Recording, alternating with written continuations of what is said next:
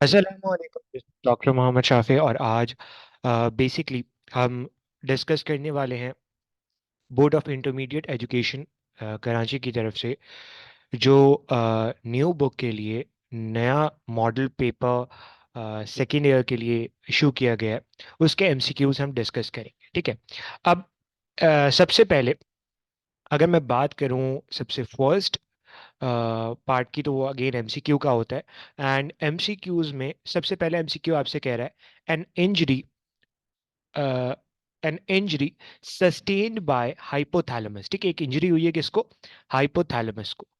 तो उसकी वजह से क्या इंटरप्ट होगा? अब देखो, सिंपल सी बात है, हाइपोथैलेमस का जो भी फंक्शन है वो इंटरप्ट होगा जब हाइपोथैलेमस को इंजरी होगी। अब सवाल ये होता है कि क्या उसकी वजह से कोऑर्डिनेशन के अंदर मसले मसाइल देखने को मिलेंगे? नहीं। Coordination during locomotion is the function of basically cerebellum. ठीक है। इसी तरह शॉर्ट टर्म मेमोरी को यूज करके लॉन्ग टर्म मेमोरी बनाना, this is basically the function of hippocampus. तो this is again not a function जो इंटरप्ट होगा बिकॉज हाइपोथैलेमस को इंजरी हुई है। अगेन देन फिर आपसे कह रहे हैं रेगुलेशन ऑफ बॉडी टेम्परेचर। अब अगर मैं हाइपोथैलेमस की बात करूं तो hypothalamus is known as thermostat of the body. Thermostat का मतलब है कि बॉडी फंक्शंस को अगर मैं देखूं तो उसके अंदर डिफरेंट फंक्शंस आते हैं। टेम्परेचर रेगुलेट करना, तो टेम्परेचर रेगुलेट करना is basically the function of hypothalamus. ना सिर्फ टेम्परेचर रेगुलेट करना बल्कि जितने भी होम्योस्टैटिक मैकेनिज्म होते हैं, ठीक है, होम्योस्टैटिक मैकेनिज्म्स होते हैं, वो कहीं ना कहीं आपके हाइपोथैलेमस कंट्रोल कर रहा होता है। ठीक है, तो उसमें से एक आपका टेम्परेचर रेगुलेट करना है। तो अगर हाइपोथैलेमस को इंजरी हुई तो अल्टीमेटली आपके बॉडी टेम्परेचर को आप रेगुलेट नहीं कर पाओगे। First thing. अच्छा, उसके अलावा ऑप्शन डी के अंदर आपसे ये कह रहा है executive function like decision making. तो डिसीजन मेकिंग की अगर मैं बात करूं so it's the function of pre frontal cortex. ठीक है, प्री फ्रंटल कॉर्टेक्स, ये प्री फ्रंटल कॉर्टेक्स का फंक्शन है। ठीक है, क्या ये इंटरप्ट होगा? ऑब्वियसली नहीं होगा। So the correct answer is option C. ठीक है। अब आ जाओ आगे। अब सेकेंड एमसीक्यू में आपसे ये कह रहा है कि भाई even after the brain of a frog has been crushed, आपने क्या किया? फ्रॉग के ब्रेन को कर दिया क्रश्ड। अब जब आपने फ्रॉग के ब्रेन को किया है क्रश, तो it still responds to a pinch on the leg by drawing it away. ठीक है, आपने लैग पे पिंच किया और उसने अपना लैग को विड्रॉ किया। This act is an example of ये बेसिकली किसकी एग्जाम्पल है? अच्छा, अब अगर मैं बात करूं तो this is basically the example of simple reflex. क्यों सिंपल रिफ्लेक्स? क्योंकि सिंपल रिफ्लेक्स आमतौर पे बेसिक होते हैं, बहुत सिंपल से होते हैं। Withdrawal, pain withdrawal reflex is simple reflex. अच्छा, उसके अलावा ये ऑटोनॉमिक होते हैं और इसमें किसी भी किस्म की ब्रेन की इन्वॉल्वमेंट नहीं होती। इसीलिए अगर आप देखो तो ब्रेन तो आपने क्रश कर दिया है लेकिन स्टिल फिर भी जो है ये रिफ्लेक्स हो रहा है। तो आमतौर पे ये जो रिफ्लेक्स है ना, ये ब्रेन मेडिएट नहीं कर रहा होता। अल्टीमेटली ये रिफ्लेक्स स्पाइनल कॉर्ड और ऑटोनॉमिक नर्वस सिस्टम जो सॉरी पैराफ्रल नर्वस सिस्टम देख रहा होता है। अच्छा, this is simply regulated by the spinal cord. ठीक है, तो यहां पे बात क्लियर हो गई कि अगर आप इस तरीके का रिफ्लेक्स देखोगे so this is basically simple reflex. So the आप correct option is option B. अब आ जाओ next. In humans Parkinson disease, ठीक है, Parkinson disease is linked with the deficiency of. ठीक है, अब अगर मैं पार्किंसन डिजीज की बात करूं तो पार्किंसन डिजीज होता क्यों है? बेसिकली हमारे ब्रेन के अंदर एक न्यूरोट्रांसमीटर होता है and that neurotransmitter is basically dopamine. अगर इस डोपामीन को आप देखो, इस डोपामीन की डेफिशिएंसी हो जाए कहाँ? ब्रेन के अंदर, तो अल्टीमेटली जो डिजीज आपको देखने को मिलता है that is Parkinson disease. So the correct answer is option B. ठीक है। अब डोपामीन के फंक्शंस क्या होते हैं आपको पता है? डोपामीन का फंक्शन बेसिकली आपकी मूवमेंट्स को रेगुलेट करना। इसीलिए पार्किंसन डिजीज के अंदर आपको मूवमेंट्स जो है वो उस तरीके की नहीं मिलेंगी जो एक नॉर्मल ह्यूमन के अंदर मिलती है, जिसके अंदर आपको ट्रेमर्स देखने को मिलेंगे, हाथ हिलना। ठीक है, उसके अलावा स्टिफनेस, मसल स्टिफनेस देखने को मिलेगी, बैलेंस प्रॉब्लम देखने को मिलेगी। ये सारी चीजें आपको देखने को मिलती हैं पार्किंसन डिजीज के अंदर क्योंकि डोपामीन नहीं है and dopamine is responsible for the regulation of movement and coordination. So again this is the simple MCQ. अब अगला एमसीक्यू आपसे कह रहा है कि all of the following are the hormones of interior pituitary except. तमाम के तमाम हार्मोन्स इंटीरियर पिट्यूटरी से रिलीज होते हैं सिवाय। सबसे पहले हमारे पास आता है growth hormone, yes, this is release by the anterior pituitary, तो ये ऑप्शन नहीं हो सकता। उसके अलावा the second is follicular stimulating hormone FSH, again this is release by the anterior pituitary, तो ये भी नहीं हो सकता। फिर हमारे पास आता है parathyroid hormone. Parathyroid hormone is basically release from parathyroid gland, तो दिस इज द हार्मोन जो कि आपका एंटीरियर पिट्यूटरी से रिलीज नहीं होता, यही पूछ रहा था ना। सो this is the right answer, ठीक है। अगला ऑप्शन भी देख लेते हैं, thyroid stimulating hormone. Thyroid stimulating hormone आपका एंटीरियर पिट्यूटरी से ही क्या हो रहा होता है, रिलीज हो रहा होता है, ये हमारे पास आ गया। अच्छा, अब आ जाओ आगे। अब आपसे क्या कह रहा है, अब आपसे ये कह रहा है कि भाई the following hormones are responsible for, the following hormones are responsible for flight and fight response, ठीक है। फ्लाइट एंड फाइट रिस्पॉन्स के अंदर कौन कौन से हार्मोन्स जो है वो हमारे पास आ रहे होते हैं, तो यहाँ पे एपिनेफ्रीन और नॉर एपिनेफ्रीन, ठीक है, दीज आर द हार्मोन्स जो आमतौर पे कहाँ से रिलीज होते हैं, एड्रीनल मेड्यूला से, ठीक है, मेड्यूला से रिलीज होते हैं। और जब ये मेड्यूला से रिलीज होते हैं तो अल्टीमेटली इनका जो काम है वो किसके अंदर होता है, वो फ्लाइट एंड फाइट रिस्पॉन्स के अंदर होता है। एपिनेफ्रीन को आप कहते हो एड्रीनलिन, ठीक है, and nor epinephrine is basically for the flight and fight response, ठीक है। आमतौर पे कब रिलीज होता है, जब बॉडी को स्ट्रेस कंडीशन का सामना करना पड़ता है। फॉर एग्जाम्पल, अचानक आपके सामने कोई शेर आ जाए तो स्ट्रेस कंडीशन है, जिसकी वजह से आपकी हार्ट रेट बढ़ेगा, ब्लड प्रेशर बढ़ेगा, ग्लूकोज लेवल बढ़ेगा, ये सारी चीजें होंगी। अल्टीमेटली ये जो दो हार्मोन्स हैं ये किसके अंदर अपना रोल प्ले कर रहे हैं, फ्लाइट एंड फाइट रिस्पॉन्स के अंदर, यानी कि स्ट्रेस कंडीशन के अंदर, या तो लड़ जाओ या भाग जाओ। अच्छा, फिर हमारे पास आता है इंसुलिन एंड ग्लूकागॉन। अगर मैं इनकी बात करूं तो इनका ब्लड ग्लूकोज लेवल मेंटेन करने के अंदर मेजर रोल है, ठीक है। फिर हमारे पास आता है ईस्ट्रोजन एंड प्रोजेस्टेरॉन। अब अगर मैं ईस्ट्रोजन एंड प्रोजेस्टेरॉन की बात करूं तो oestrogen and progesterone are basically involve in the reproductive processes. फिर हमारे पास आता है थायरॉक्सिन एंड मेलाटोनिन, ठीक है। थायरॉक्सिन की बात करता हूं तो थायरॉक्सिन और मेलाटोनिन दोनों हमारे पास वो हार्मोन्स है जो मेटाबॉलिज्म, बेसिकली थायरॉक्सिन मेटाबॉलिज्म के अंदर मेजर रोल प्ले करता है। उसके अलावा मेलाटोनिन स्लीप रेगुलेशन के अंदर मेजर रोल प्ले करता है। सो अगेन इसका राइट आंसर क्या हो जाएगा, option A, epinephrine and nor epinephrine. फिर हमारे पास अगला एमसीक्यू है, a characteristic of territorial behaviour. अब ये टेरिटोरियल बिहेवियर का क्या मतलब है, टेरिटोरियल बिहेवियर का मतलब है कि एक टेरिटरी, ठीक है, एक खास एरिया, और कोई भी ऑर्गेनिज्म बाहर से अगर आएगा उस टेरिटरी के अंदर, तो अंदर मौजूद ऑर्गेनिज्म क्या करेंगे, उसको अपने एरिया को डिफेंड करेंगे, ठीक है। बेसिकली ये बिहेवियर एनिमल्स के अंदर किस लिए होता है, ताकि वो फूड को जो है वो रेगुलेट कर सके। उसके अलावा शेल्टर को, मतलब भाई जाहिर सी बात है वो उनके रहने की जगह है ना, अगर वो किसी और को दे देंगे तो क्या होगा, बाहर से कोई आके रहना शुरू हो जाएगा। सो टेरिटोरियल बिहेवियर ये क्या है, defending an area from intruders, बाहर से आए हुए कब्जा ग्रुप से क्या बचाना है, अपने एरिया को बचाना है। सो this is the right answer, ठीक है। जबकि अगर मैं माइग्रेशन की बात करूं तो माइग्रेशन किसे कहते हैं, माइग्रेशन का मतलब है कि भाई नॉर्मल, अगर मैं एनिमल बिहेवियर की बात करूं तो माइग्रेशन का क्या मतलब है, एक जगह से दूसरी जगह एनिमल्स क्या कर गए, माइग्रेट कर गए, तो ये ऑप्शन तो अगेन हो नहीं सकता। फिर आता है हर्डिंग, ठीक है। हर्डिंग क्या होता है, हर्डिंग कहते हैं कि बहुत सारे एनिमल्स का एक जगह जगह जमा हो जाना, किसी भी प्रोटेक्शन पर्पस के लिए, सोशल पर्पस के लिए, ठीक है। फॉर एग्जांपल कोई भी लड़ाई वड़ाई हो रही है, उसके अंदर एनिमल्स जमा हो गए, तो दिस इज हर्डिंग, ठीक है। अगेन ये भी नहीं हो सकता, मैंने आपको बता दिया, this is option C is the right answer. Hibernation आपको कहाँ देखने को मिलती है, हाइबरनेशन आपको देखने को मिलती है विंटर सीजन के अंदर, खासतौर पे फ्रॉग के अंदर, जब वो क्या कर लेता है, खुद को बरी कर लेता है। सो ऑप्शन डी तो अगेन नहीं हो सकता।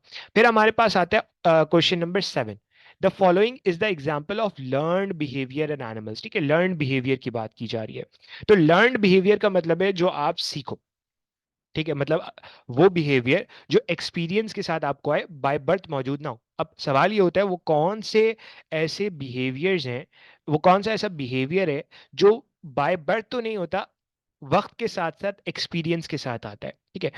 अब यहाँ पे सबसे पहले अगर मैं बात करूं रैट नेविगेटिंग अ मेज, ठीक है, ये वो बिहेवियर है जिसके अंदर बेसिकली जो रैट है वो सीखता है by by trial and error, ठीक है। ट्रायल एंड एरर का मतलब एक दफा कोशिश करेगा नहीं होगा, फिर अगली दफा कोशिश करेगा नहीं होगा, तो ये वो चीज है जो बेसिकली लर्नड है, ठीक है, लर्नड है।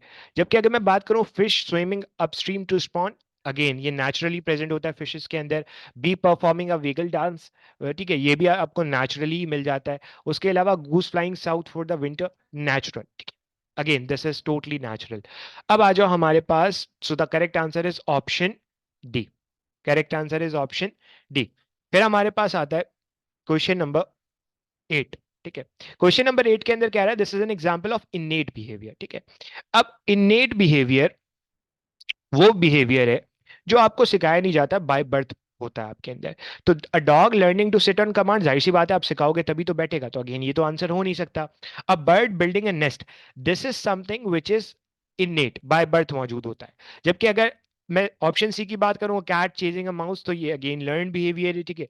उसके अलावा a fish learning to swim in the tank, this is something जो प्रॉपरली इनेट तो आप नहीं कह सकते, लेकिन ये प्रॉपर जो आपका फिश जो है वो टैंक के अंदर लर्न कर रही है स्विमिंग करना, दिस इज नॉट इनेट, ठीक है।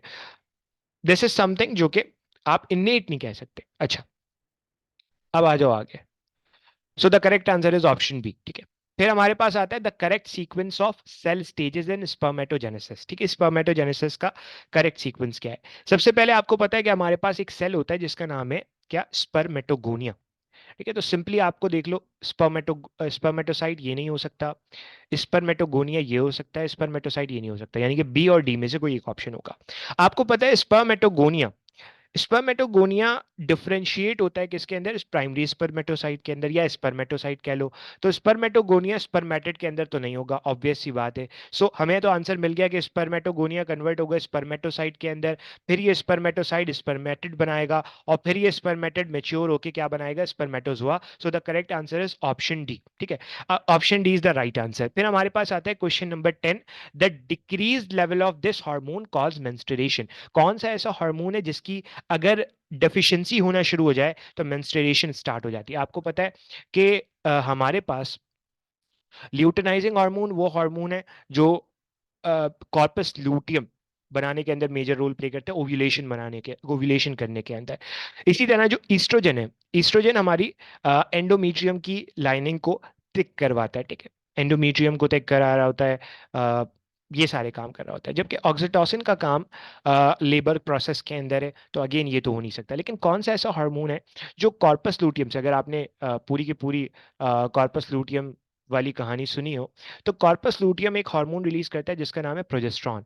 जब तक ये प्रोजेस्टेरॉन है तब तक तो आपकी एंडोमेट्रियम जो है वो उस लाइनिंग को तय करता रहेगा, करता रहेगा, करता रहेगा। लेकिन जैसे ही प्रोजेस्टेरॉन नहीं आएगा, जब ये प्रोजेस्टेरॉन नहीं आएगा तो अल्टीमेटली क्या होगा, अल्टीमेटली मेंस्ट्रुएशन स्टार्ट हो जाएगी। And so the correct answer is option A, ठीक है। फिर हमारे पास आता है question number 11, the period of rapid physical and sexual maturation during adolescence, ठीक है।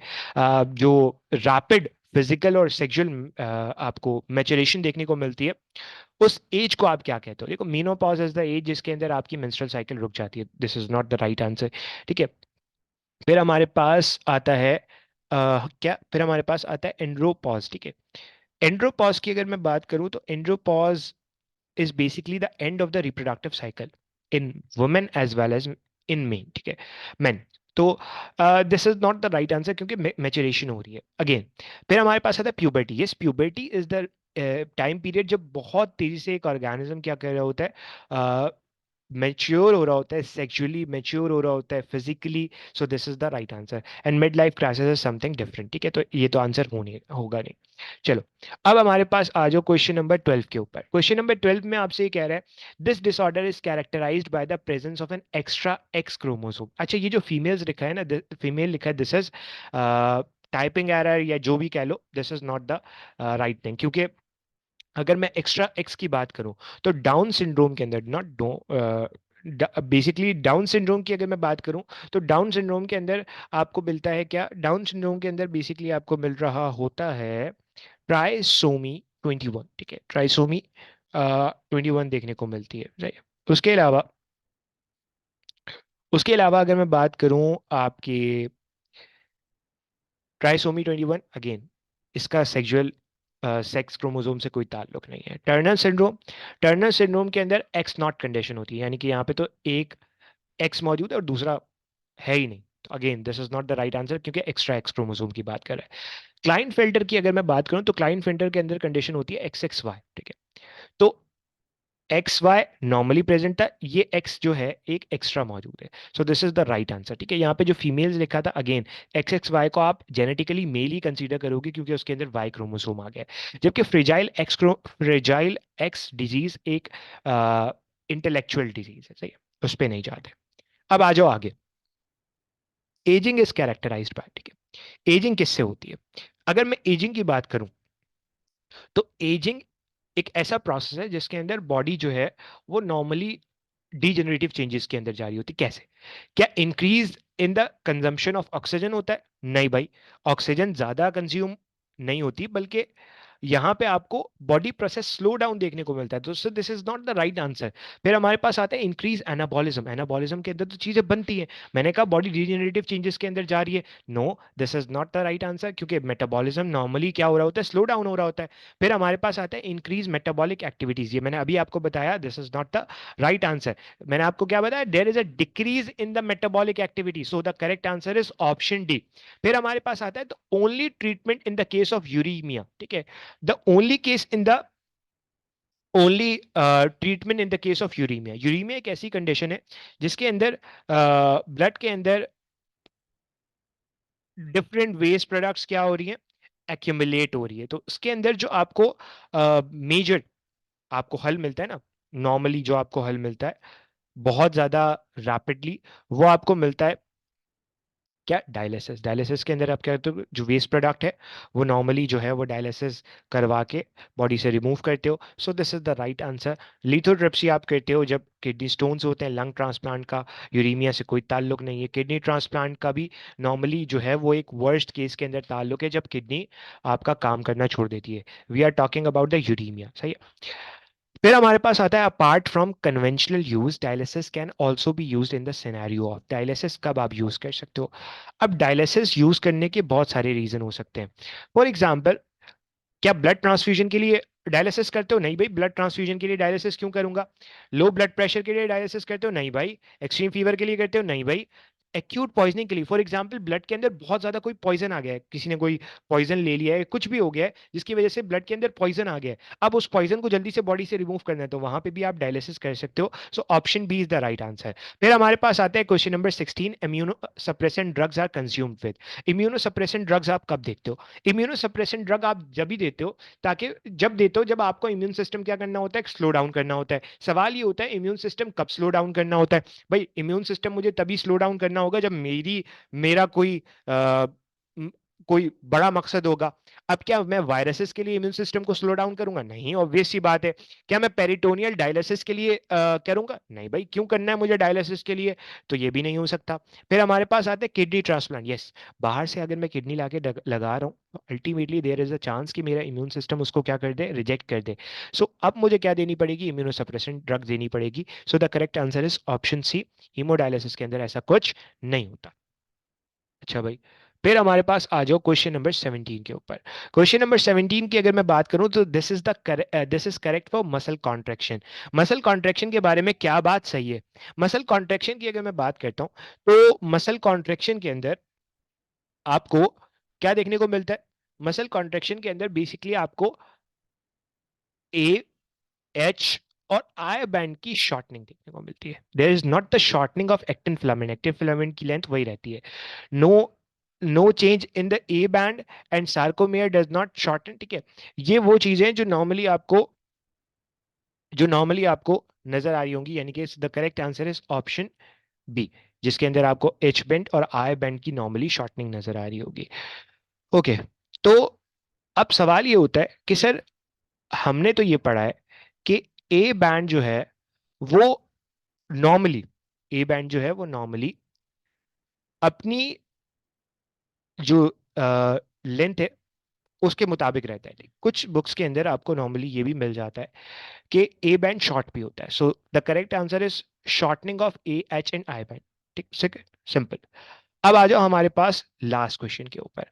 Each hip bone is formed by the fusion of three bones, ठीक है। हिप बोन किस तरह बनती है? तीन बोन्स के फ्यूजन से बनती है। कौन सी तीन बोन्स है?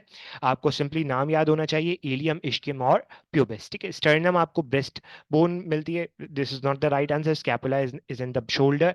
स्फिनॉइड बोन या आपको क्रेनियल बोन्स के अंदर मिलती है, so ischium is the right answer. ठीक है, so the correct answer is again option B, ischium. यहाँ पे आके हमारे तमाम के तमाम एमसीक्यूज जो मॉडल पेपर के थे वो कंप्लीट हो गए। इस पूरे एमसीक्यू पोर्शन का मैंने बकायदा तौर पे एक पीडीएफ सॉल्यूशन, आपको यहाँ पे नजर आ रहा होगा, वो पीडीएफ सॉल्यूशन बनाया हुआ है। इनशाला वीडियो के डिस्क्रिप्शन के अंदर आपको एक लिंक मिल जाएगा, जिस लिंक से आप इस सॉल्यूशन को डाउनलोड कर सकते हो और इसको आप सिंपली पढ़ सकते हो। तो आज के लिए हम इतना ही रखते हैं। वीडियो अच्छी लगी हो तो चैनल को सब्सक्राइब कर लेना, वीडियो को लाइक ज़रूर करना और अपने फ्रेंड्स के साथ शेयर कर देना। ठीक है, बाकी कोई भी क्वेश्चन हो you can ask me in the chat box simply. इंशाल्लाह ज़िंदगी रही तो आपसे नेक्स्ट वीडियो के अंदर फिर मुलाकात होगी। तब तक के लिए अल्लाह हाफ़िज़।